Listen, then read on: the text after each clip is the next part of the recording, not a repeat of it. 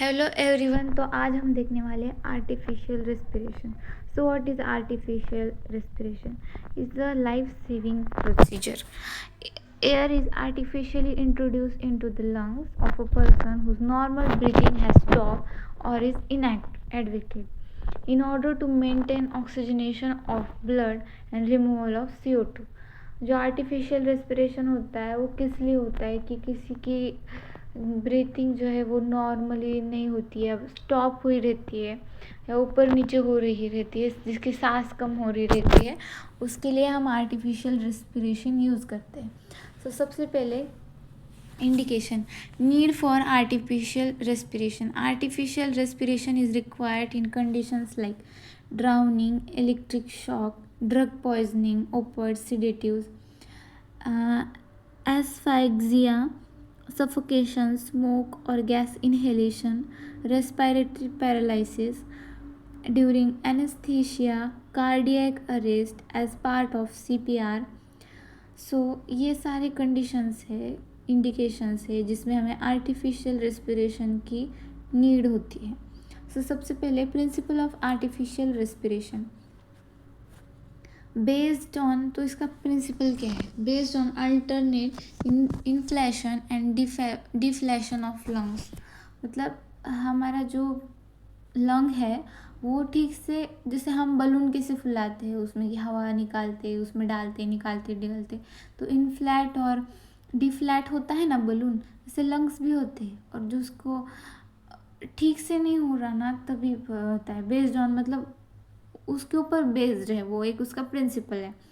Creates pressure gradient between atmosphere and lungs के बीच में pressure gradient create करता है, वो भी आर्टिफिशियल रेस्पिरेशन का एक प्रिंसिपल है.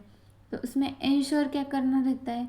एंट्री ऑफ ऑक्सीजन और respiration, removal of CO2, expiration. ये दो चीज़ हमें क्या करनी पड़ती है?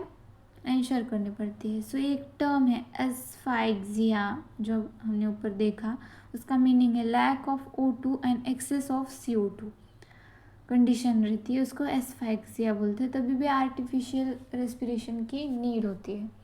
ये शॉर्ट नोट्स टाइप नोट्स है, आप इसको और एक्सटेंड कर सकते हैं फुल सेंटेंस में, या कुछ पॉइंट्स दिए उसके ऊपर आप इंफॉर्मेशन निकाल सकते हैं बुक्स से, गूगल से, कहाँ से भी.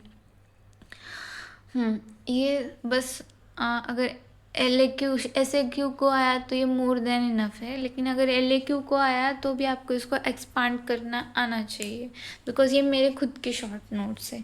Types of artificial respiration, manual method और मैकेनिकल मेथड, ये दो टाइप के मेथड रहते हैं. सबसे पहले हम देखेंगे कि manual methods of artificial respiration कौन कौन से होते हैं. Mouth to mouth respiration, movies में देखा ही होगा, अगर कोई हीरोइन होगी उसने पानी पी लिया, उसके लंग्स में पानी जाता है, बाद में वो सांस नहीं ले सकती तो हीरो आ जाता है और हीरो उसको मुंह से सांस देने लगता है और उसके बाद उसको होश आ जाता है.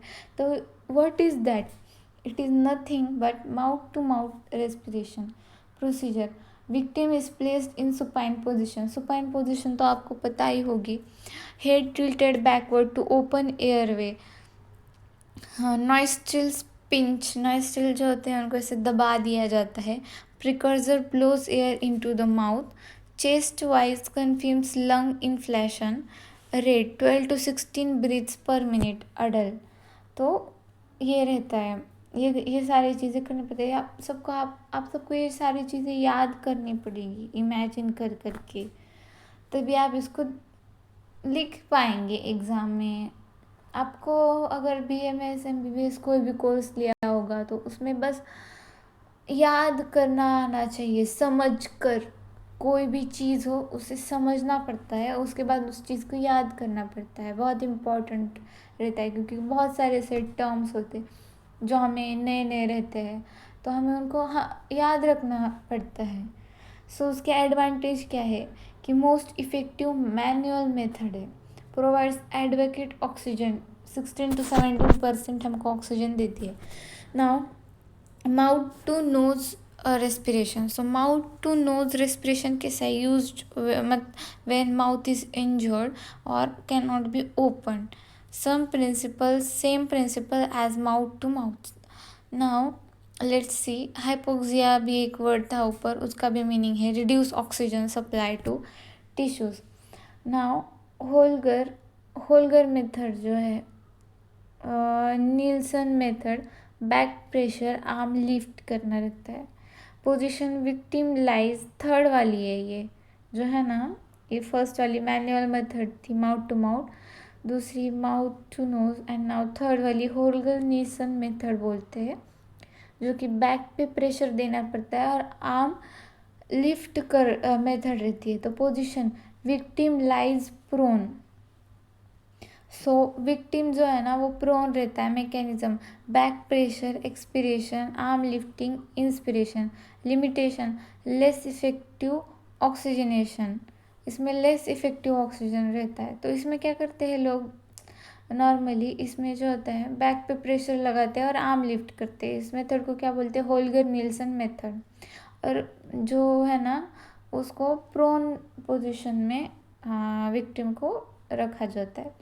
नाउ सिल्वेस्टर मेथड फोर्थ वाली, position victim lies supine position, arm को दोनों भी आर्म्स को रेज करना पड़ता है inspiration, arms pressed against chest for expiration, arms को लिफ्ट करना तो इंस्पिरेशन और आर्म्स को चेस्ट के अगेंस्ट प्रेस करना तो एक्सपिरेशन। ये थे 4 मेथड मैनुअल मेथड्स के।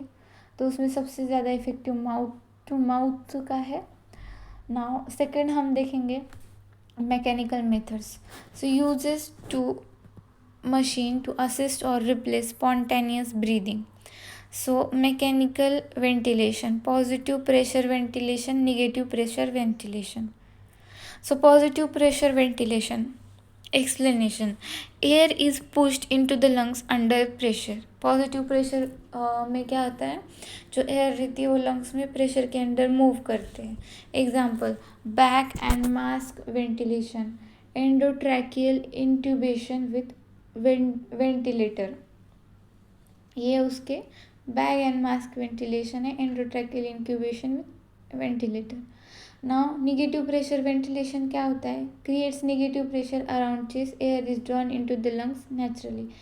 एयर जो चेस्ट है उसके अराउंड निगेटिव प्रेशर क्रिएट करते हैं। सो एयर जो होता है वो ऑटोमेटिकली लंग्स के अंदर आ जाती है naturally. Example iron lung, historical importance.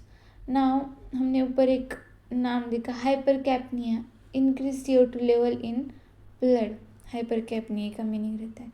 Now complication of artificial respiration, gastric distension, aspiration, barotrauma in mechanical ventilation, infection transmission, ये सारे कॉम्प्लिकेशंस होते हैं जब हम आर्टिफिशियल रेस्पिरेशन करते हैं दूसरों को।